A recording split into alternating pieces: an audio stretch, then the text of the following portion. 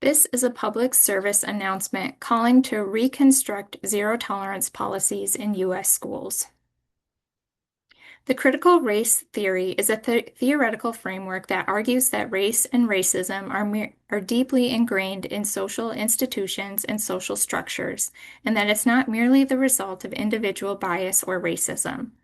According to CRT, racism is embedded in policies, practices, laws, institutions. This is including our education system, all which result in racial inequalities for marginalized communities. CRT's goal is to promote racial justice, equity, and inclusion by identifying and addressing social barriers that contribute to these racial inequities. Some of the strengths of CRT is that it does have this strong focus on racism, so it can really dig in and figure out how racism is influencing current policies, institutions, and even individual health outcomes, specifically regarding marginalized communities. Challenge, Additionally, it challenges dominant assumptions about race. So, believe it or not, people actually think that our nation is colorblind and that racism no longer exists. But CRT shows how racism is still ingrained in our policies, in our laws, and in the systems that operate within the United States. And then finally, of course, it does promote social and racial justice. Um, There are some criticisms and limitations of CRT, one being that it is highly criticized by lawmakers and even other scholars.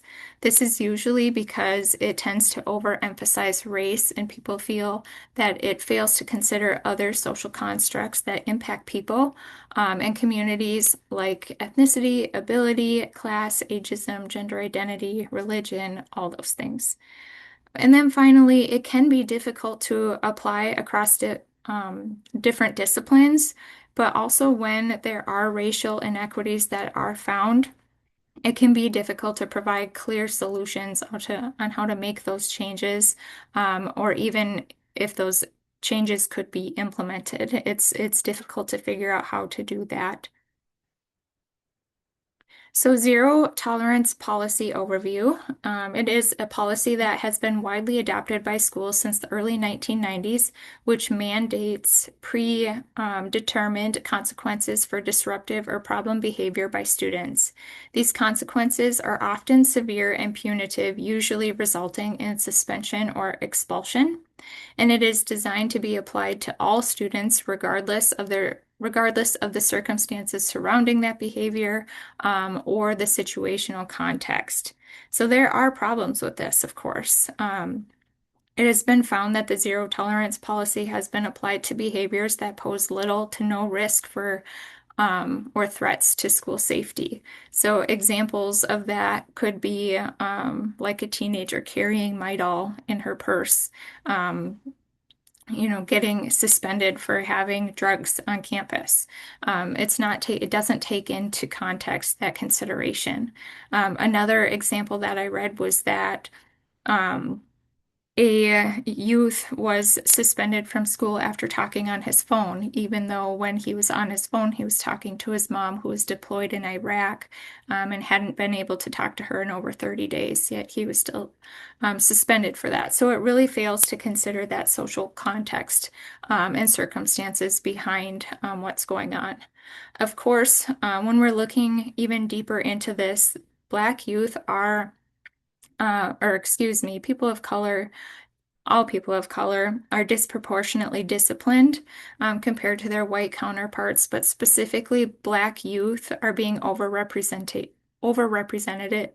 My goodness, I'm so sorry.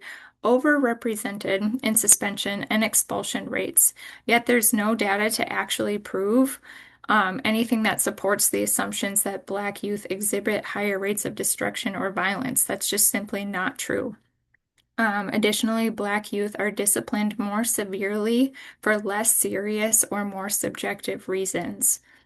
Other people also argue that by removing these so-called at-risk students from school, this could increase their chances of getting involved within the criminal justice system, a term that's been dubbed school to prison pipeline. This is just a quick little picture to show that Black youth are disproportionately suspended compared to white students and also Latinx students. And then looking at the zero tolerance policy and CRT. So how can we do this through a CRT lens? Um, Critical race theorists would ask questions like, does this policy, which is supposedly written to be race neutral, still create unequal outcomes for minority students?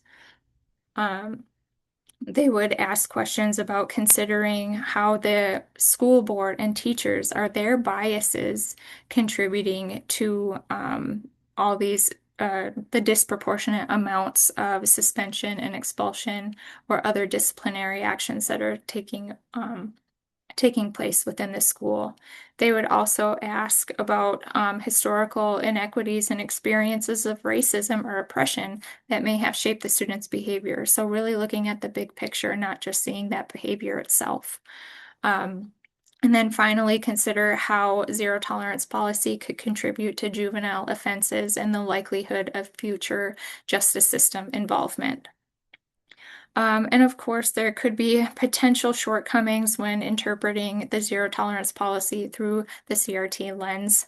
Other factors that contribute to students' behavior may be missed. Factors like poverty, trauma, disability, access to resources, even school funding. So people argue that, being so focused on race makes you miss other important factors as well. Some other critics also argue that that focusing solely on race will remove the responsibility from the individual who had that particular behavior disruption. And then finally, removing disciplinary policies without effective alternatives in place could create some concerns for school safety. So there are definitely some shortcomings as well. And then the following slide is just my references, and thank you so much for your time.